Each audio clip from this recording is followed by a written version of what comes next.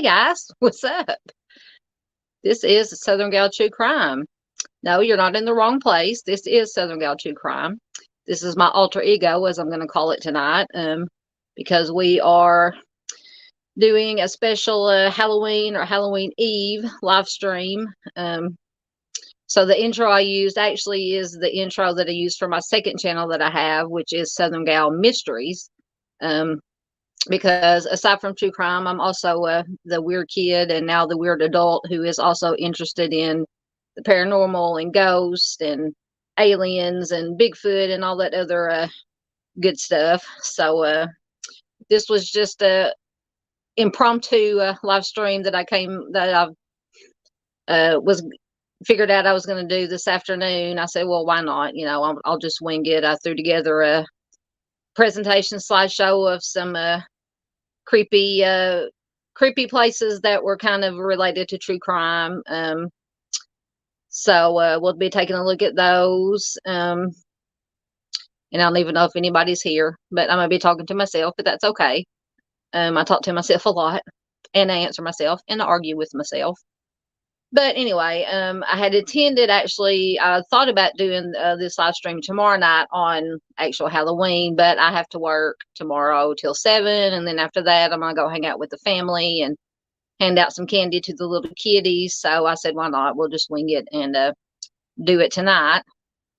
But if you don't catch it, if nobody watches tonight, you can always catch it on replay.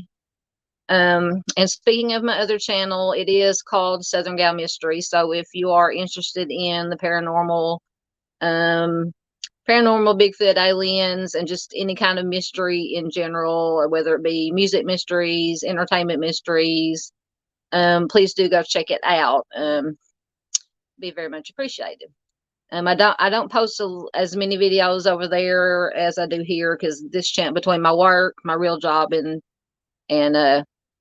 doing videos for this channel, my true crime videos, it kind of keeps me busy. But I try to do what I can over there in my spare time. When I find something mysterious that I think is interesting, I'll do a video on it and upload it. But anyway, I hope everybody's doing well. Like I said, I was always the weird kid. I love Halloween.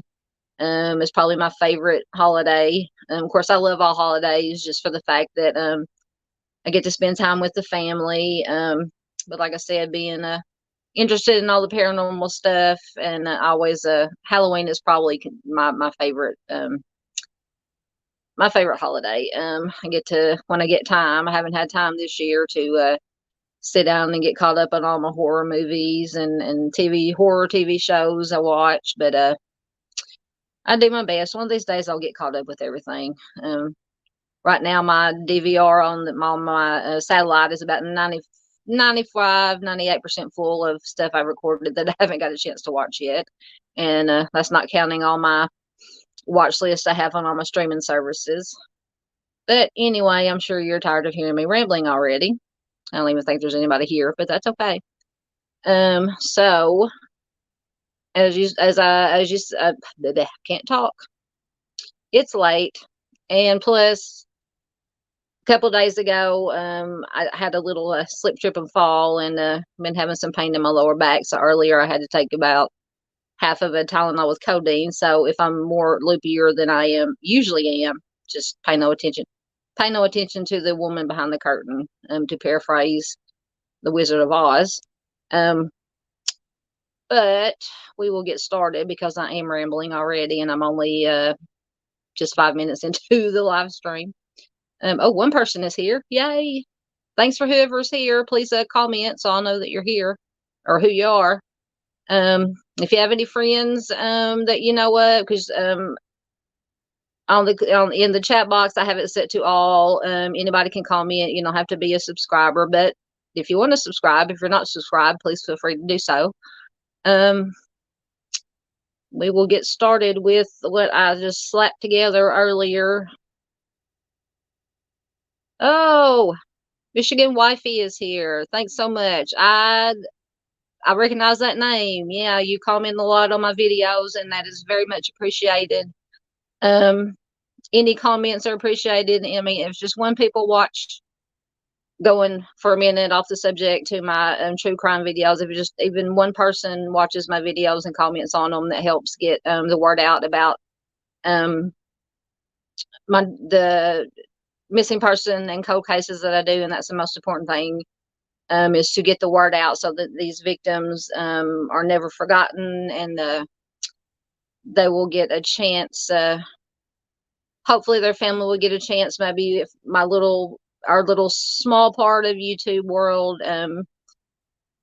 maybe try to get some interest in these cases that I bring to you, and help get the word out and help keep their name out there so they're never forgotten. Because that is the mantra of my channel, is to never forget the victims or the victims' families. All right. So thank you, Michigan Wifey, for being here. I appreciate it very much.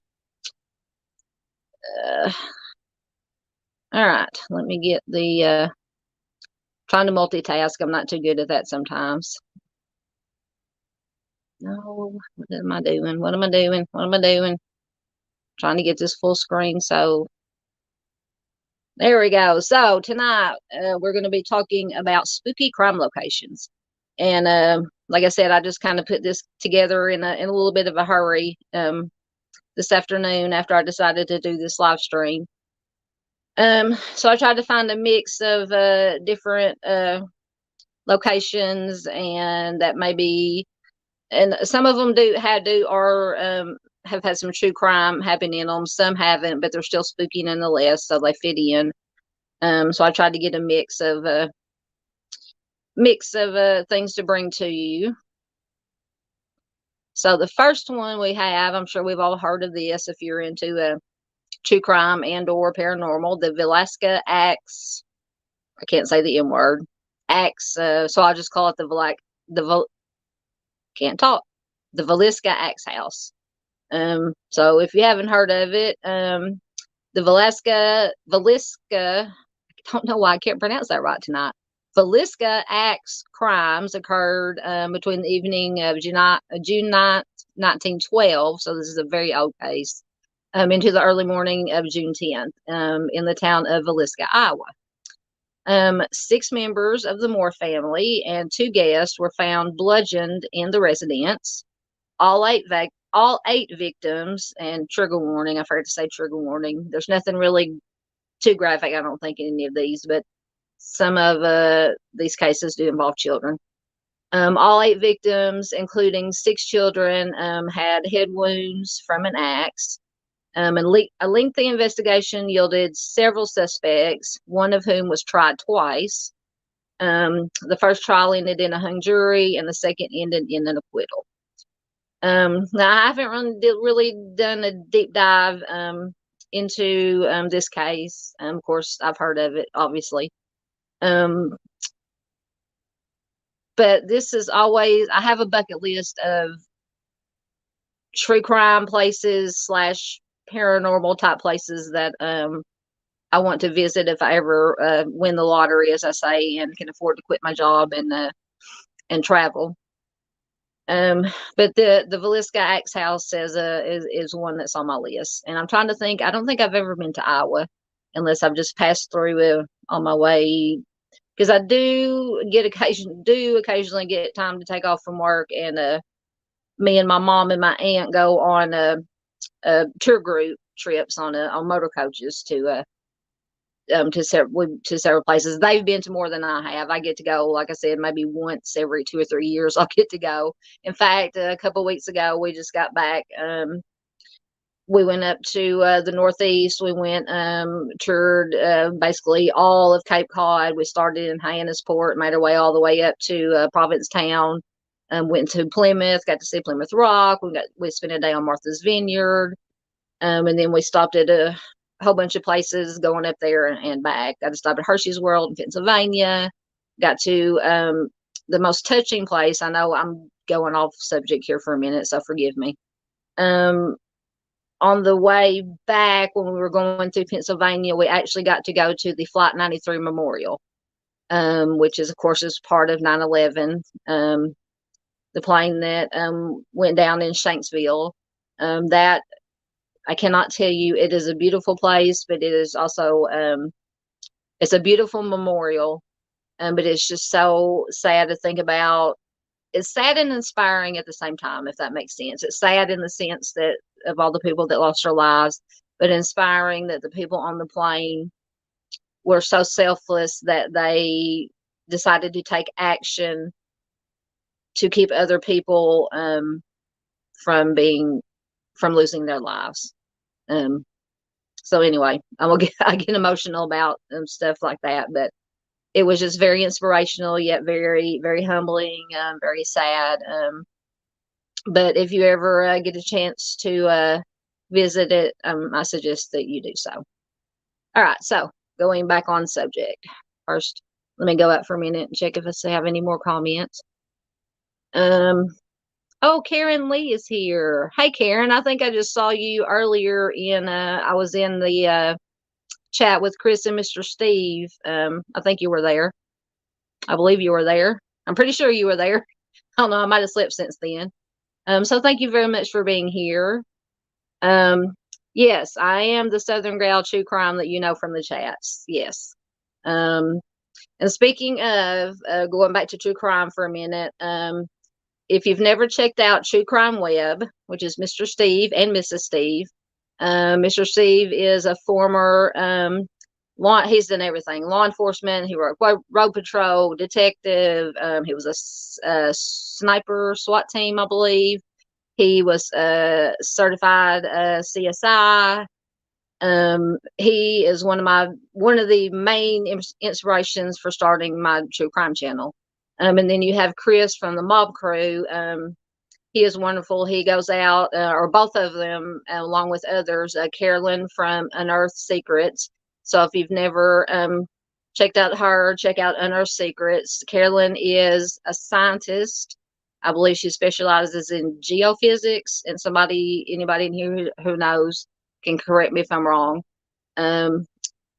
Those three and a bunch of others go out actually into the field and help on cold cases and the such. So please, if I remember, or if Karen, if you want to, I don't have mods in here, so if you, it's perfectly okay if you want to put a link to Chris's channel, Mr. Steve's channel, Carolyn's channel, please do so, and I will try to keep up and put them on the screen. So,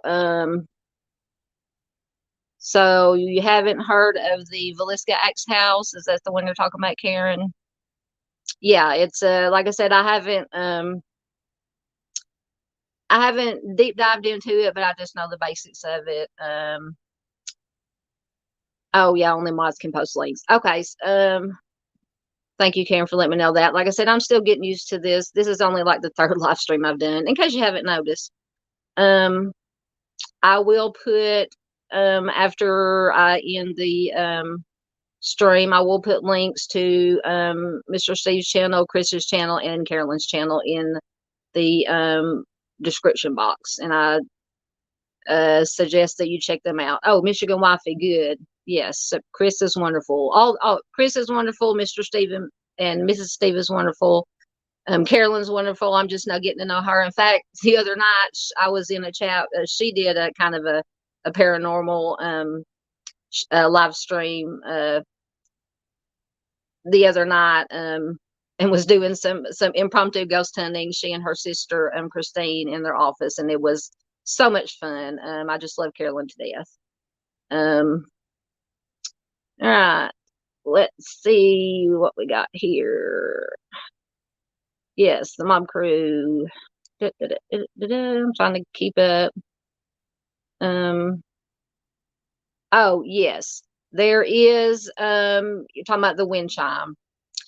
It is, and I think I did a short on it on this channel, so you can look at it. Yes, it is. This huge. God, I don't even know how to describe it. It's this huge thing. It's got like a wind chimes in it, and depending on how the wind blows, it makes the chimes go off. And each chime, from what I understand, has a different tone to it. And there's 40. Is it 42? It's the number of souls that were lost their lives on the plane. And it's supposed to be the 42 chimes, or how many ever it is, represent the 42 voices. And it's just, when we were out there, and it made it even more eerie, because the day we were there, it was pouring down rain. But that did not stop us from, I wasn't going to let that stop me from getting out and getting wet, and being able to experience this. But yes, it is just, I was in awe of and I can't remember how tall it is. But yes, the wind chime, the tower, it's called the Tower of Voices. And it was beautiful and eerie at the same time. But yes, it is a beautiful, beautiful memorial, to Flight 93. All right, let's see what we get. What else we got?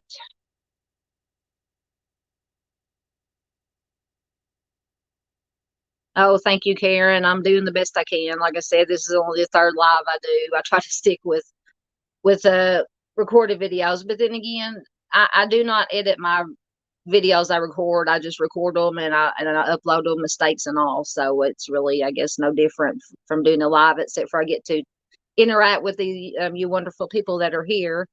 So I'm thinking about doing, maybe when I get time, when I have the house to myself, starting doing maybe some lives on Sundays, Sunday afternoons, Sunday mid morning. So if that's anything, if any of you would be interested in joining in on that, just let me know, so I can kind of get a feel of how many people would be interested in joining in. And it would kind of be just like an open forum chat where we can talk about anything true crime related. Um, all right. It's hard to describe unusual. You're talking about, if you're talking about the Tower of Voices, yes, it's very hard to describe. But like I said, if you look at my short section, I did do a short of it. And if you listen close, especially if you wear earbuds, you can hear the chimes. They're very, like I said, they're very beautiful, but very eerie at the same time. Oh, Karen says Sandra Bradley, flight attendant, was, let me get this bigger so I can read it. Was from Greensboro, North Carolina, in my area. She died on the flight. Oh, I'm so sorry to hear that. Yeah, it's just like I said, it was so selfless, what these passengers did to save lives. Because if I remember correctly, the plane that went down was actually, they think, headed towards the Capitol or somewhere in Washington D.C. So they saved a lot. They saved a lot of lives, most definitely.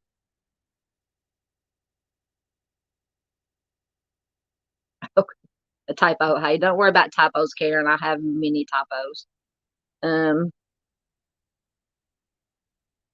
Thank you, Karen. Yeah, definitely watch the short. It'll give you a better idea. And there you can go to, I think it's the National Park Service, has a very good description of the Tower of Voices. It tells you how big it is, how long it took to build, the meaning behind it, and all that. And I think you can just go to Google and put in Tower of Voices, and one of the links it should bring up is, I think it's the National Park Service. All right, so I think I'm caught up on comments for now. So let me make this bigger so I can see what I'm doing. All right, so let me make sure I'm on the right slide. Nope, nope, nope. Go back. Oh my goodness. Nope, back. I'm not to the Lizzie Borden yet.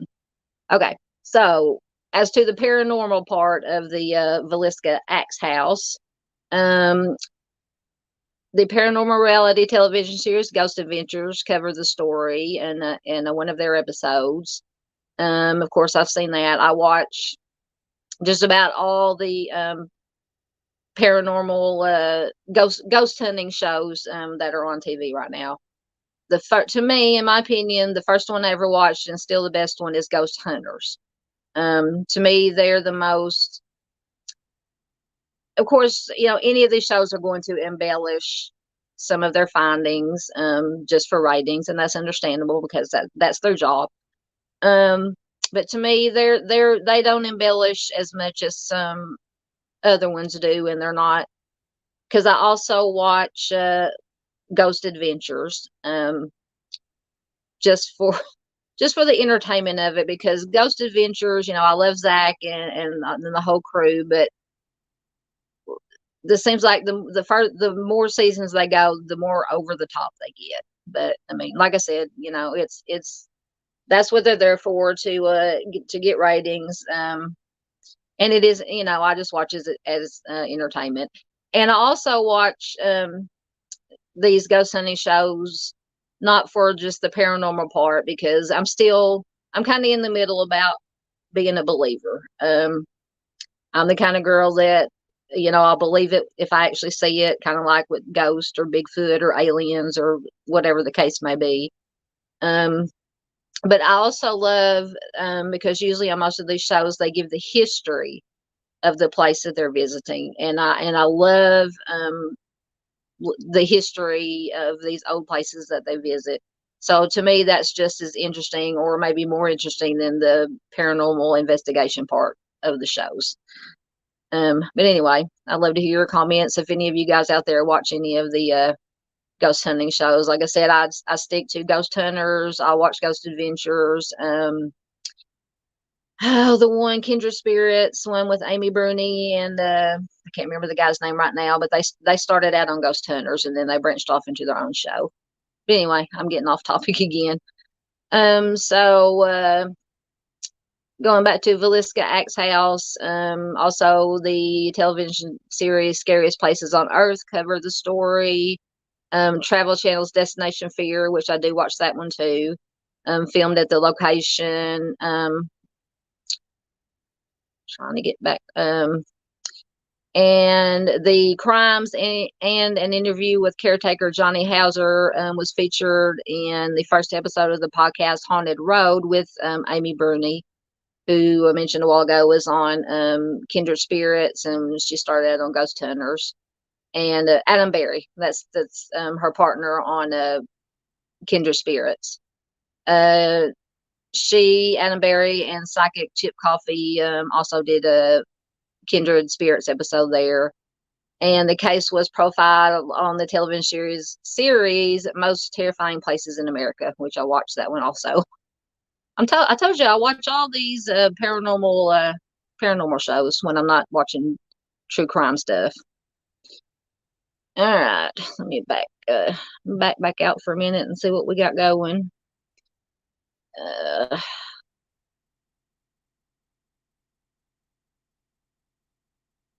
so all right, thanks, Karen. Sandy Bradshaw was her name, left behind a husband and 2 children. Oh, that's so sad. Prayers to her family that was left behind. God bless her. All right. So it looks like we're caught up on comments. All right. So next, I don't know why. Technical difficulties as usual. Let me back out again. And see if I can, of course, I'm on the wrong slides now again. All right, so now we're going to talk about the Lizzie Borden house. I'm sure everybody's heard of Lizzie Borden, and the rhyme. Can't think of it right now; it's not coming to me. But anyway, so Lizzie Borden house is notorious for being the home of Lizzie Borden and her family. It is the location.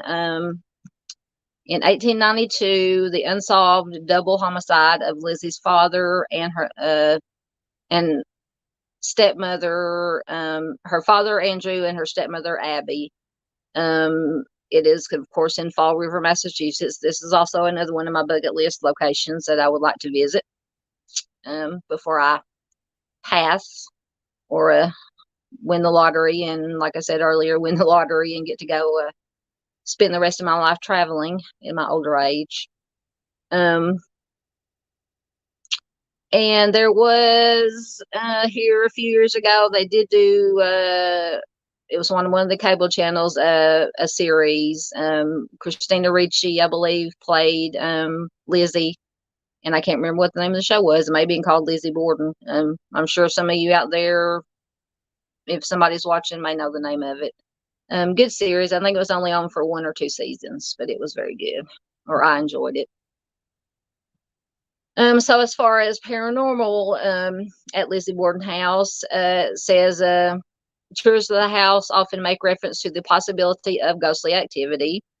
In their book, The Ghost Chronicles, it says self-proclaimed medium Maureen Wood and self-proclaimed paranormal scientist Ron Kolek describe experiencing ghostly events in the house. However, there's always a however, because there's 2 sides to the coin. Investigator of claims of the paranormal Joe Nickel says that these claims are based upon either unverifiable personal feelings of a ghostly presence. I take that to mean, kind of like that shiver up your spine, hair standing up on the back of your neck feeling that you get in some places. They may not necessarily be haunted, but they're just so creepy that they give you the sense that they're haunted, if that makes sense. I've been in places like that. Because back in my younger days, me and some friends would, because I've always lived out in the rural area of the country, and there's always old graveyards and old abandoned buildings and things of that nature that we would go in and explore. We were always respectful. We never desecrated anything, but we just like to go in and explore. And sometimes you just get that feeling that, chill up your spine, or the feeling that somebody was behind you or watching you, in the dark. So I take that to mean this Joe Nickel. That's what he means by personal feeling of ghostly presence. Or he also says it could be attributed to the well-known and well-understood techniques like table tipping, which I've heard of that. They use a table and then either put their foot under one of the legs, or make it so it's unbalanced, and they use their feet or part of their body to move it themselves, and they say that a ghost is moving it. And then of course we got the Ouija board, which the Ouija board is so easy to maneuver. I don't know how many Ouija boards me and my friends back in my teenager, well, really my early 20s, early adulthood, and we mess around with the Ouija board, and they're very easy to maneuver, to manipulate. Dowsing rod effects. I've actually used clothes hangers to make dowsing rods, because I always heard that you could detect water with it. So I got a couple of metal clothes hangers and shaped them in, and it worked, because I went over places that out in the backyard that I knew water ran under, and they did cross. Of course, it could have been me subconsciously doing it, but then again, I've read and heard that it does work. And then it says something about involving the ideomotor. I have no idea if I'm pronouncing that correctly. Ideomotor effect, rather than the presence of a ghostly spirit. So if anybody knows what the ideomotor, what that means, please let me know in the comments. Because I always say in my other videos, most of y'all out there are a lot smarter than I am. I'm just a goofy woman sitting here with an interest in true crime and weird stuff that does, YouTube in my spare time. All right, let me go back out and see what we got going.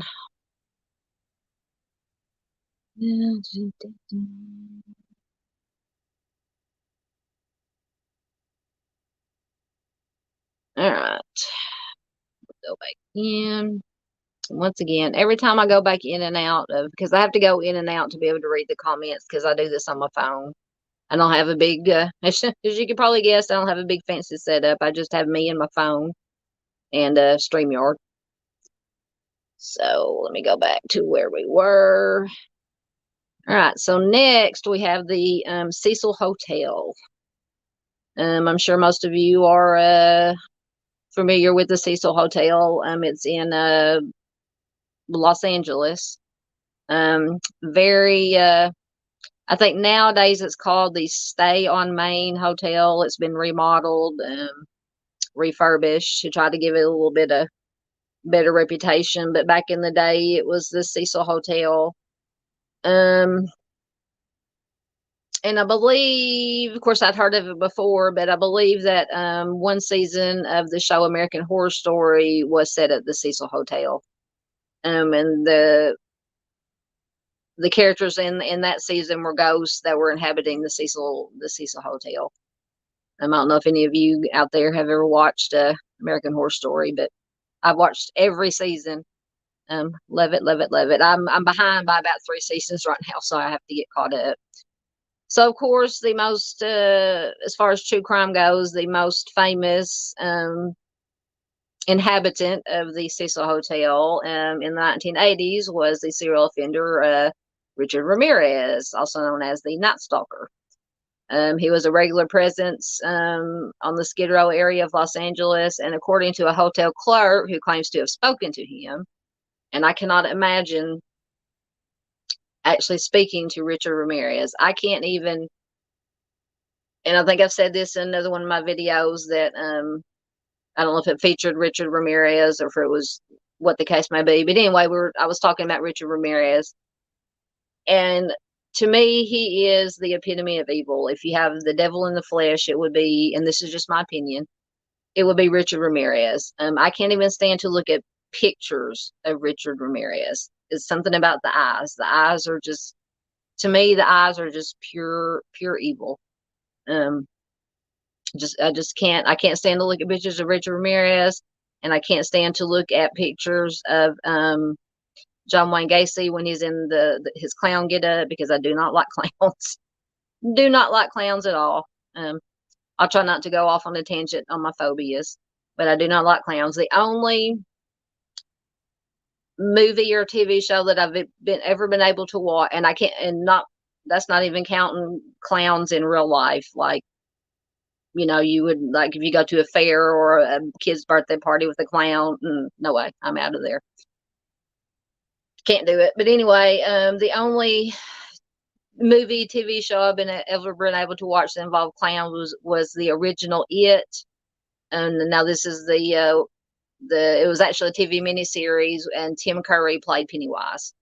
I love Tim Curry. I've always loved Tim Curry. That is the only incarnation of a clown that I've ever been able to watch. Okay, so I'll stop talking about that because I said I wouldn't get off on a tangent about my phobias. So we'll go back to the Cecil Hotel and Richard Ramirez. Now I forgot where it was. Oh, the clerk who claimed to have talked to Richard Ramirez. Ramirez is rumored to have stayed at the Cecil for a few weeks. He engaged, and supposedly, allegedly, he engaged in most, if not all, of his crimes while staying at the Cecil Hotel. He reportedly, allegedly, stripped off his bloody clothes in the alley outside the building before climbing the interior stairs to his residence in his bloodstained underwear. So can you imagine? Sorry, got to shift for a minute before my back starts stiffening up on me. Get a little drink. I apologize for drinking on camera. I know some consider it rude, but I mean, can you imagine? Can you imagine if you were living at the Cecil Hotel at the time that Richard Ramirez was there, and you just happened to be coming down the stairs or whatever, and you just see this man, especially Richard Ramirez, just walking up the stairs with nothing on but bloodstained underwear? I think that would freak me out just a little bit. All right, let's go back out. Let's see what we got. All right. Oh God, there goes. So the other most infamous case concerning the Cecil Hotel is the case of Alyssa Lamb. Once again, hopefully, if you're into true crime and stuff like this, you've heard of the Alyssa Lamb case. But if you haven't, on February 19th of 2013, the body of, she was Canadian tourist Alyssa Lamb was recovered from a large cistern, which is a big, like a water tower or water retainer that was on top of the hotel. Her body was found there, and at that time it had been renamed to the Stay on Main Hotel, where she had been a guest. She was last seen alive on January 31st, and she was reported missing by her parents on February 1st. Her body was discovered by a hotel maintenance worker investigating complaints of flooding and low water pressure. So that is due to her body being inside of this, what they call the cistern, on top of the, it was located on the roof. But what some people try to say is supernatural about this case is we have this, and I'll try to remember, or you can look it up on YouTube there, the video of her in the elevator. Some people claim, now it shows her, you can see the 4 pictures there. But if you watch the video, she's acting very strangely. She's pushing the buttons. Several times she goes to the door and peeks out and looks around. She puts her arms out like she's feeling of something or looking at something. So some have claimed that she was either seeing some kind of a spirit or a demon or what have you, and that this spirit or demon told her to end her life, or either that, or she was so scared that she ran and ended up in the cistern and she drowned. Now, you can believe what you will, but to me, what they say makes more sense. But it is an interesting story about the supposed spirit possession or demon or whatever. But interest in her disappearance increased on February 13th when the Los Angeles Police Department released security camera footage of her behaving erratically in the hotel elevator on the day that she was last seen alive. Of course, the video went viral. While an autopsy performed on February 21st was inconclusive in determining the manner of her death, the LA County Coroner's Office subsequently ruled her death an accident, with bipolar disorder being a significant contributing factor. So to me, this makes sense, because when this case came out, and especially when the footage was released, and just stuff that I read up on, if I can remember what I read up on. The bipolar disorder, when you're having an episode, some people want to be in like an enclosed, dark place. I guess it makes them feel safe. And that's why the experts say that she went into the cistern, because it was a dark, enclosed space. And then she either drowned or succumbed to the elements or whatever the case may be. So I tend to go with that. But nonetheless, it's still a very strange and interesting story. All right. Next we have, now this is one, I have this the Crescent Hotel, which is in Eureka Springs, Arkansas. I have stayed here, or stayed there, for my 40th birthday present. My family, me and my mom, my youngest brother, and my sister-in-law, they surprised me. We stayed a night at the Crescent. We did the ghost tour. There's a beautiful place, and aside from the paranormal haunting part of it, this place has very, very strange, rich history. And I'll go through some of it here. But yeah, so it was my 40th birthday present. We stayed one night at the Crescent, did the ghost tour. The next night we went down and stayed at the Basin Hotel, which is also supposedly haunted. Did the ghost tour there. To me, the Crescent was by far the best. It is a beautiful place. Like I said, the very rich history. At one time, it was a school for girls. When it was first built, it was, I'm trying to think, it's been so many different things. Like a resort. It was a school for girls. At one time, it was used as a hospital, I believe, during the Civil War to treat wounded soldiers. And then, before I get into that, I'll give you the basic history. It is, like I said, located in Eureka Springs, Arkansas, and it is billed as America's most haunted hotel. It offers a ghost tour, of course, which we went on. It is a member of the Historic Hotels of America, which is the official program of the National Trust for Historic Preservation. I just lost my train of thought, as usual. And I'm trying to think of some of the other history it had. I think I covered the basics of it. But we will forge ahead. So we come to Dr. Norman Baker. So in 1937, Norman G. Baker, who was a doctor, but not really, turned the place into a hospital and health resort. He was a millionaire inventor and radio personality who styled himself as a doctor, even though he did not. He had no medical training. He had no certificate saying he was a doctor, but he told people he was. He claimed that he had discovered a number of cures for various ailments, including cancer, and he launched frequent attacks on organized, real medicine, which he accused of being corrupt and profit-driven. So after he was run out of Iowa for practicing medicine without a license, he moved his cancer patients to Arkansas, to the Crescent, and advertised his new health resort at the Crescent.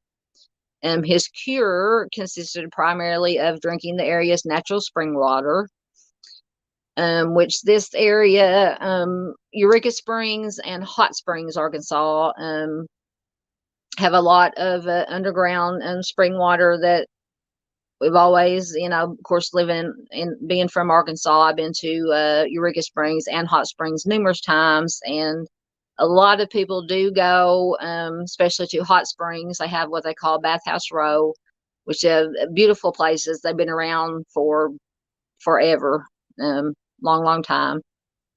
And outside, of course, you can go inside and you can bathe, or in the spas on Bathhouse Row. And then they also have outside. They have fountains, and people will bring just jugs and jugs and just fill them up with this water to take back to wherever they live and to drink. And people claim that it helps cure their ailments, and who knows, it could. I mean, I've tasted the water before, and honestly, it doesn't taste very good. But and Hot Springs it was also notorious back in the day as being a hot spot for the mafia. Al Capone stayed there a lot. He had his own room and the name of the motel completely slipped my mind just now. He frequented Hot Springs a lot, as did other mafia crime figures back in the day. So Hot Springs is a very interesting town, but I digress, get off subject. So after Dr. Baker had moved into the Crescent, in 1940, federal charges were filed against him for mail fraud, and he spent 4 years in prison, and that ended his time operating his hospital and spa resort at the Crescent. So Dr. Baker was that story is actually very interesting. And probably on my second channel, my Southern Gal Mistress channel, I am going to at some point when I get time do a whole video about the Crescent and get a deep dive more into the history and the goings on there. So some and when we went on our ghost tour, of course we had a guide.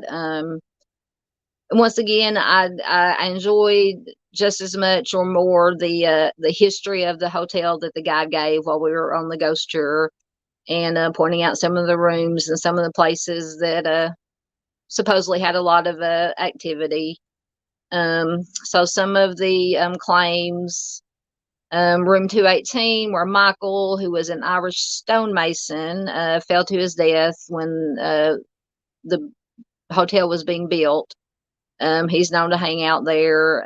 Theodora, who was a cancer patient back when Dr. Baker was practicing there, is known to be seen looking for keys outside room 419, as well as tidying up for guests when they leave the room. Brecky, who was a 4-year-old child of Richard and Mary Breckenridge Thompson. Actually, the 4-year-old actually passed away in the hotel due to complications from appendicitis. He has been seen supposedly throughout the hotel, often bouncing a ball. Dr. John Fremont Ellis, the hotel's in-house doctor, in the late 19th century, is most often seen, or his cherry pipe tobacco is smelled near his office, which is now room 212. And then there's a cat. Apparently there's a ghost cat at the Crescent. Morris, the famed hotel cat, he was known as the hotel general manager for 21 years. And he was later buried on the hotel property, and he is regularly seen and heard. Now, when we did our ghost tour, the night that we stayed there, I can't say that I saw or heard anything unusual while we were on the tour. Like I said, I was more interested in listening to the guide tell the history of the place. But now after the tour, when we got back, because we started in the lobby and went to different places, different hot spots, as they called it, for the paranormal activity. Of course, they encouraged people to take photographs, and after the tour was over and everybody got back down to the lobby, a lot of people dispersed, and the guide asked if anybody had taken any pictures. And this is with like digital cameras where you can immediately look at the pictures you took. And now there was a married couple, who had taken some pictures, and we were standing down talking to them, a little group of us, and talking to the guide. And this couple was going through their pictures, and they did find some pictures that none of us, including the guide, could find a rational explanation for. Because one of the claims is that there's a little girl, because in the lobby there's like a little settee, little chair, duvet, or whatever you want to call it. And there are claims that people see a little girl like in a old timey dress sitting on the settee. And now one of the pictures that this couple found on their camera, it did actually look like a little girl sitting on this little settee, this little chair. So that was kind of, like I said, we were having trouble coming up with a rational explanation for that. So it was interesting, and there were a couple of other pictures that were kind of like maybe just been blurry, maybe some little orbs in it. But yeah, the one picture, it did kind of look like the shape of a little girl sitting there. So I thought, that was interesting. All right. I think I have some more on. Okay, so this to me is the most intriguing. So in 2007, ghost hunters did do a show, an investigation at the Crescent. And this picture you see here on the left, and I wish I had a pointer where I could point to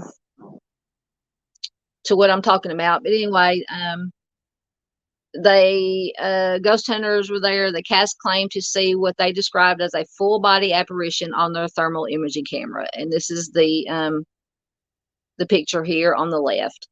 And if you look, trying to find the best way to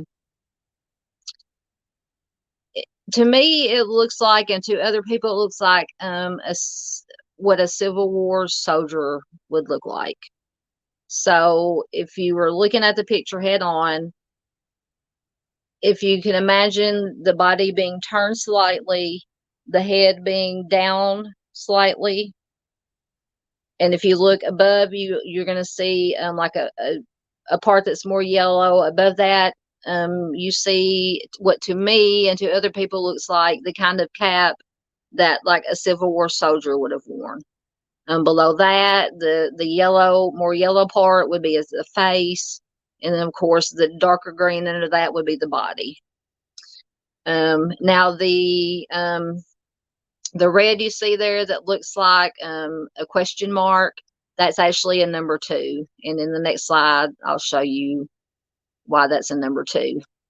But just let me know in the comments if you can kind of see what I'm talking about this outline. And this, and I looked, Googled, searched several pictures of this, and this is the clearest one that I could find. So just let me know what you think. So in these 2 pictures, these are 2 separate pictures. You see this is a locker, like a steel locker, and you see the number 2 on it. So if we go back to the previous slide, that red is that number 2 showing up. So that means it was, if I know my thermal imaging correctly, that means it was hotter than the surrounding area for some reason. So that's why the 2 showed up prominently in the thermal image. So we will go back. And I was really excited when we went because I had seen this episode of Ghost Hunters before we went to stay at the Crescent and did the ghost tour. And we actually, on the tour, we did get to go down. This part is actually in kind of in the basement area of the hotel. And we did get to go and see this. And I did stand right in front of this locker. And I think my brother took a picture of me in front of it. It was very eerie, very eerie. So yeah, so to me, that is something that I can't find a rational explanation for. Is that picture, the previous picture I showed you of the thermal image.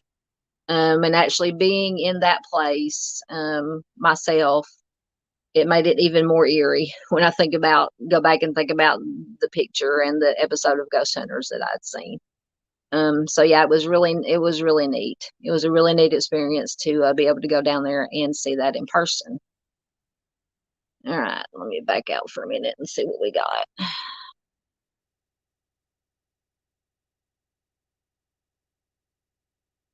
Yes, Karen Lee, going back to the Alyssa Lamb says, I can't imagine finding out you drank the water while her body was in the cistern. Absolutely. That would just, for lack of it, not being crass, but like for lack of a better word, that was just be very, very icky, for lack of a better word. you know. Yeah. All right. We'll get back into our slides and see how many slides I can skip before come on. No, I don't want to go to the next slide. Yes, I talk to myself when I do these videos. And I probably skipped ahead. Yes, I did. Okay, so this is where we're at. Okay. So, moving forward. Ghost Adventures. Zach Bagans and the crew also did an episode at the Crescent. Now theirs was, of course, as all Ghost Adventures episodes are a little bit more over the top when it comes to their investigations. Excuse me. And I'm apologize once again for moving around so much on camera, and for drinking again on camera. But like I said, with my back the way it is, I have to move around a little bit, or I'll just be stiffen up and won't be able to move in the morning. Tomorrow when I have to get up and go to work. So, Zach and the crew investigated the hotel, and during their investigation, their episode, they claimed that they saw a curtain moving on its own, and they claimed that they made contact with Michael, who, if you remember back earlier, we were talking about, he was the Irish stonemason who fell to his death while building, working on and building part of the hotel. So they did their episode there. But what's even more intriguing, and I don't know if they showed this on the episode while it was filming, or if they mentioned it in a follow-up episode, but while they were there, some archaeologists were there at the same time, and they were doing some digging in behind the crescent, as I said, in the backyard of the crescent. And while they were doing this dig, they found 400 glass bottles, as I say, in the backyard of the Crescent Hotel. And this was in 2019. This is a picture of one of the actual bottles that was found. And they said that these bottles appear to date from 1938 to 1940, when the building was serving as the Baker Hospital, going back to the Dr. George Baker, when he had his Baker Hospital and Health Resort. So Norman Baker, who owned the hospital, claimed to have found a cure for cancer, but there's no evidence his concoction ever cured anyone, obviously, because he was a con artist and a sham. So according to Eureka Springs folklore, in the hospital morgue, Baker had rows of jars full of samples of, and maybe a trigger warning for this because it's kind of icky. He had rows of jars that were full of samples of tumors that had been removed from patients. He put out a full-page advertisement in the hospital's magazine that included pictures of these jars.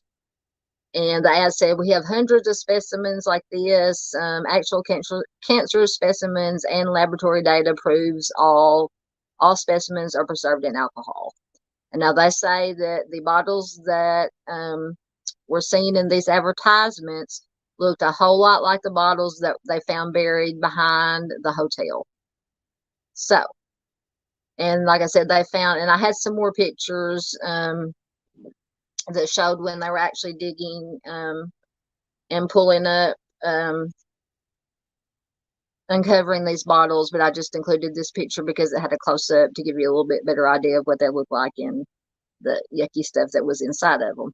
So that they were assuming that these were some of the bottles that Norman Baker had kept originally in the where did they say it was, in the basement or in the morgue, and that he apparently at some point, he or somebody else had buried them out behind the hotel, and that they were found about 100 years later. So that is very very intriguing, very interesting to me. So that's just some of the lore of the Crescent. Like I said, I was very excited and fortunate to be able to spend the night there, do the ghost tour, because, of course, once again, being from Arkansas, I'd heard about the Crescent all of my life, and once again, being the weird kid and adult that I am, it was on my bucket list to go to and stay at, and I actually got to do it. So I think that's all I had on the Crescent. Yeah. All right. So let me back out for a minute.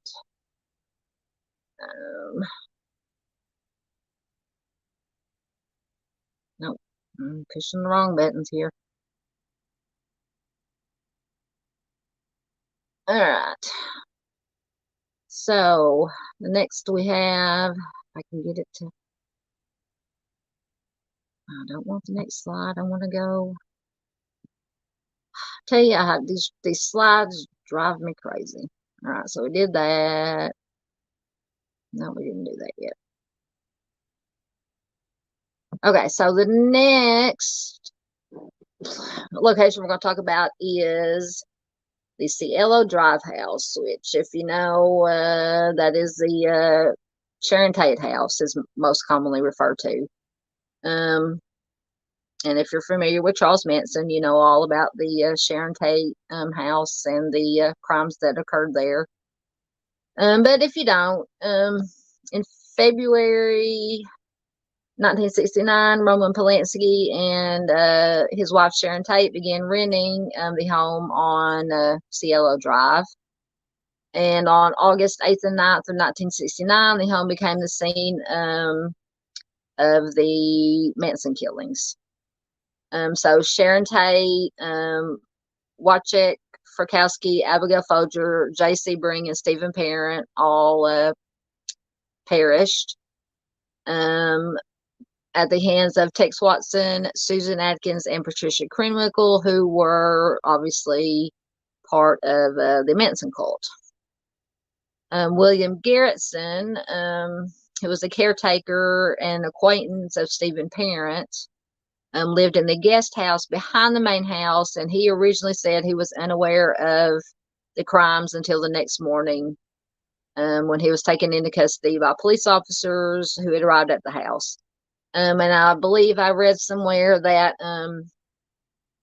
because everybody was like, how could you not hear what 5 or 6 people being killed, basically, because at least one, I believe Abigail Folger, had managed to escape from the house, and she was actually killed in the yard. So she obviously was screaming.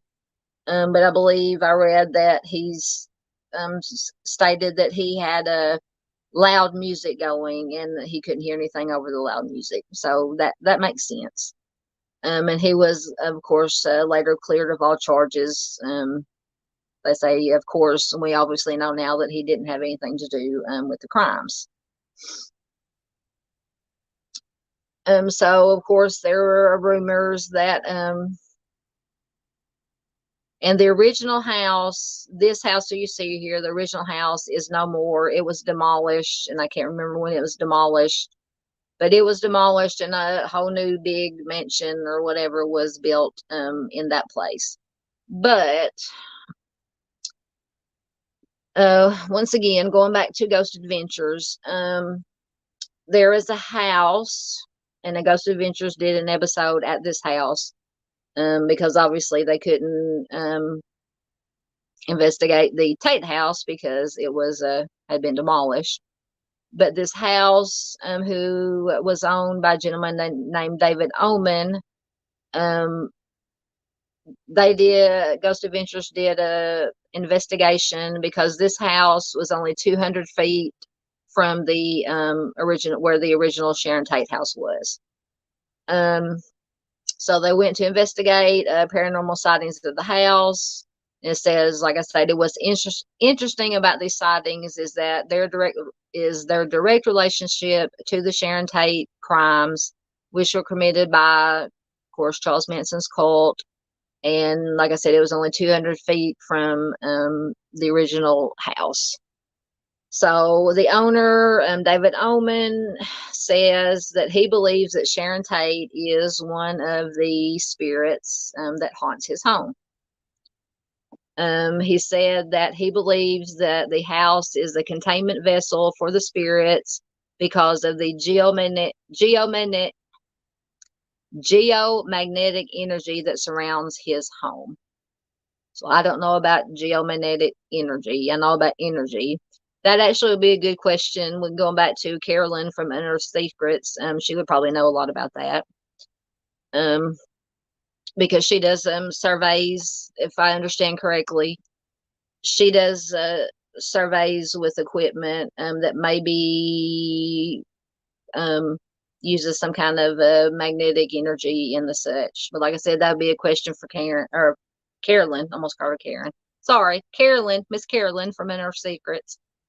So I might have to ask her about that at some point.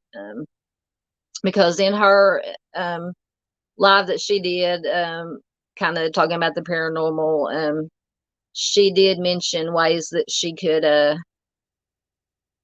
try to measure paranormal or energies with some of the equipment that she uses.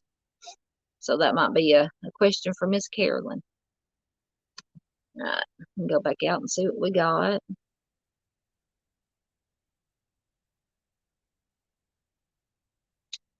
We have, this is in a different language, but if anybody, thank you for your comment, Brujo Michelle. Welcome, welcome. Like I said, I don't know what that language is, but welcome. I'm glad you're here. I appreciate everybody that's tuning in. Makes me feel like I'm not just talking here, sitting here talking to myself. So welcome, welcome, welcome. All right. All right. We will go. Now, once again, my slides are out of order. All right. So we talked about the Sharon Tate house. I think that's the last slide I had on Sharon Tate. So the next one is the Reed House Hotel in Chattanooga, Tennessee, which is this is one when I was just searching for different locations to oh goodness, I forgot. Hold on. Time out. I forgot to plug in my charger, and my phone just told me I only had 15% battery left. So let me get plugged in. There we go. Okay, so we won't die in the middle of the 0 people who are watching right now. Anyway, so being as I live in Arkansas, I have been to Chattanooga before. And one of the motor coach tour trips I took, actually, we went out to, I believe we went to the Carolinas, but when we were coming back, we stopped at Chattanooga and stayed one night on our way back. Chattanooga is a neat little place. And to me, the best part of it was, if there's any of you out there that are watching replay that watch The Walking Dead, Greg Nicotero and Norman Reedus have, I think they have 2 of them, restaurants called Nick and Norman's. And one of them, I don't think it's the original one. One of them is in Chattanooga, and I actually got to eat there. So I was fangirling out, of course. I took lots of pictures because they have all the pictures from the show and behind the scenes, and some props and stuff that were used. So that was really neat. I believe the original Nick and Norman's is in Georgia somewhere, because most of the filming, at least of the original Walking Dead, was done in Georgia. Anyway, just a side note.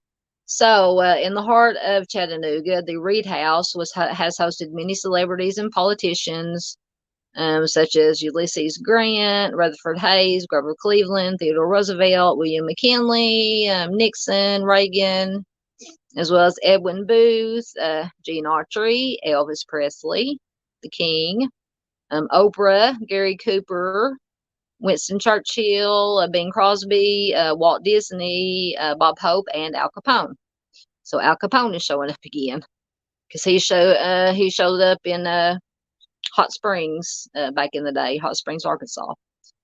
So apparently Capone did stay in the Reed House a short time during his federal trial in the early 20th century, and custom iron bars were added to the windows in the room that he resided in, which is room 311, which we will get to, while he was there, obviously, to keep him from escaping. So if I ever get back to Chattanooga, I'm going to have to look up the Reed House Hotel. And so going back to room 311, says perhaps the thing that the Reed House is most known for is the haunting of room 311. Many believe the room harbors the spirit of a woman named Annalisa Netherly. There are many legends as to who Annalisa was and how she became the famous spirit to haunt the hotel. It is most well known that she was a prostitute in Chattanooga during the 1920s and 30s. She supposedly resided in room 311 for an extended time. Details are hazy, but it's said that Miss Netherly did, in fact, pass away in that very room. So there could be some credence to her haunting the room. And this picture on the left, you see there's like a figure in the back. That's not real, I don't believe. I found that picture and just put it in there, being as the theme of the night is hauntings. But she did, in fact, die in the room. Some legends say that she was found soaking in the tub with her head almost completely decapitated, more than likely done by a jealous lover or husband. Other legends say that she took a gentleman suitor to her room, and he later directed his time and attention elsewhere to another woman. So that left her brokenhearted, and she took her own life. People who have stayed in room 311 say that Miss Netherly hates men, especially those who smoke. And many guests that have stayed in the room, including Al Capone, have made it through the night without any paranormal activity, while others report it being heavy during their stay. Well, I could kind of see if Capone was there, she might have got along with Mr. Capone because he liked the ladies.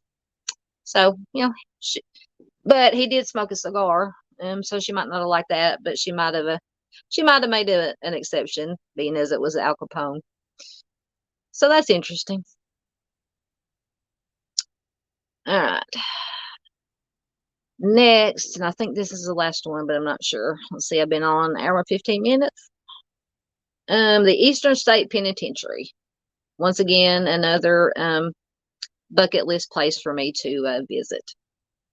It's located in Philadelphia, Pennsylvania. Notorious criminals, once again, Al Capone. Old Al is showing up everywhere tonight. And a bank robber, Willie Sutton, were held inside its innovative wagon wheel design. It says for their role in the Killaris, I don't know if I'm pronouncing that right, massacre of 1934, James Bruno and several male relatives were incarcerated there between 1936 and 1948 before they were paroled. At its completion, the building was the largest and most expensive public structure ever erected in the United States. And it quickly became a model for more than 300 prisons worldwide. And currently, it is a U.S. National Historic Landmark, which is open to the public as a museum for tours 7 days a week. So, yeah, if I ever make it to Philadelphia, and actually coming back from the trip we took out to Cape Cod, we did come through Pennsylvania, but I don't know if we were close to Philadelphia.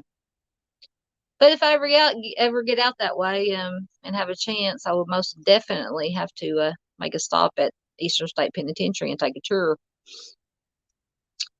So, as to the paranormal part, due to its ominous appearance and Ghost Hunter, I know Ghost Hunters and Ghost Adventures have done episodes there, and the inside is very, very creepy, very, very creepy, cool but creepy at the same time.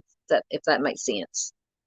So due to its ominous appearance, gloomy atmosphere, and long history, Eastern State has been used as a location for television programs and films about haunting. Ghost Hunters, Ghost Adventures has been there. BuzzFeed Unsolved, MTV's Fear. I never watched that one. Explored the paranormal at Eastern State. It was also used in an episode of Cold Case, which is, I love that show. It came on, I believe, in the late 90s, early 2000s. It says it was used in this episode, in the episode titled The House, which dealt with homicide after an inmate escape. And for the show, they renamed it the Northern State Penitentiary. So I'll have to go back and find that episode of Cold Case and watch it again. And now it says on June 1st, 2007, Most Haunted Live conducted and broadcast a paranormal investigation from there for 7 continuous hours, hoping to come in contact with supernatural beings. Now, I've never heard of Most Haunted Live. It says it broadcast a paranormal investigation live for the first time in the United States. So I'm wondering if it's Most Haunted Live is a TV show from a different country. So if any of you that are watching now or watching the replay know, please let me know in the comments or the chat, because that would be interesting. I'd be interested to know more about that. So it doesn't say if they found any. Now I know I have, of course, watched the Ghost Hunters episode that they did there several times.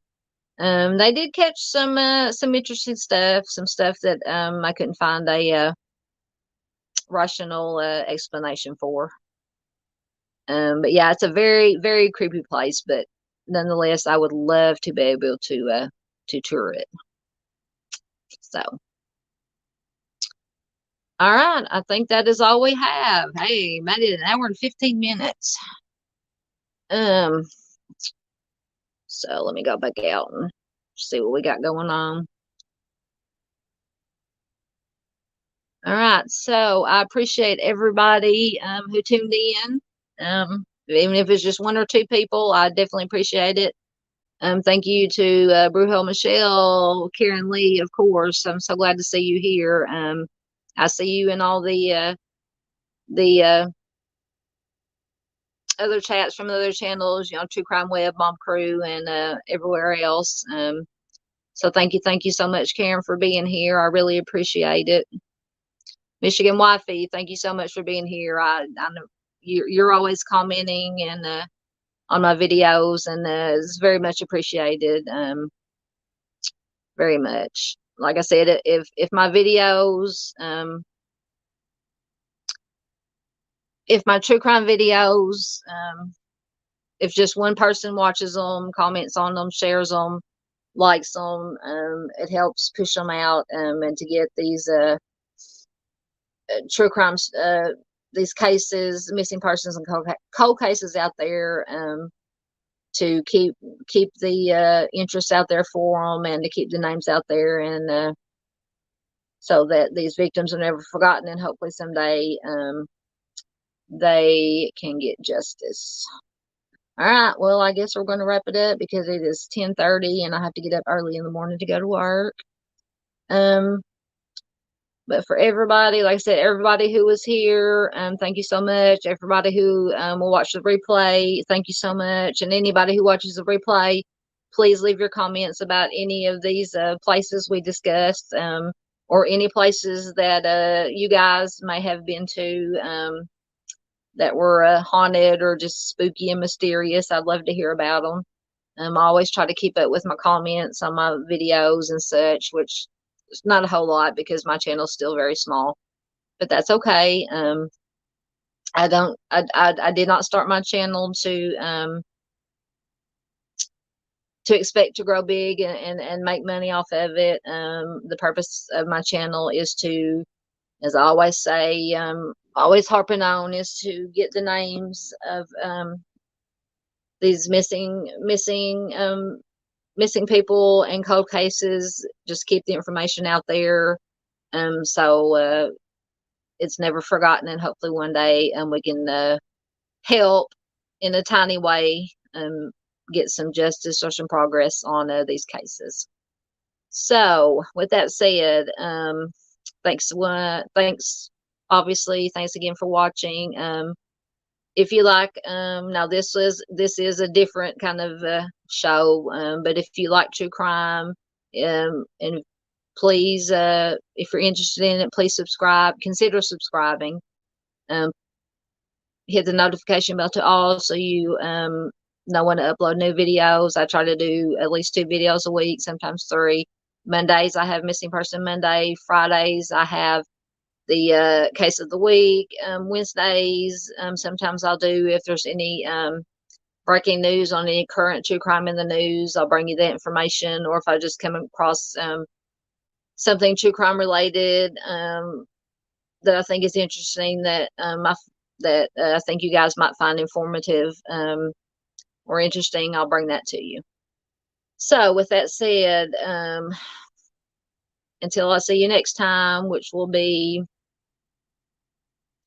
Wednesday. I think I have a video planned for Wednesday. If not Wednesday, I will definitely be back Friday with the case of the week. Until then, please take care of yourselves.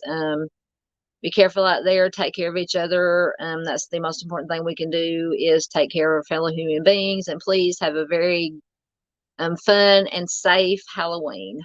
So with that, I will say sayonara, and I'll see you next time.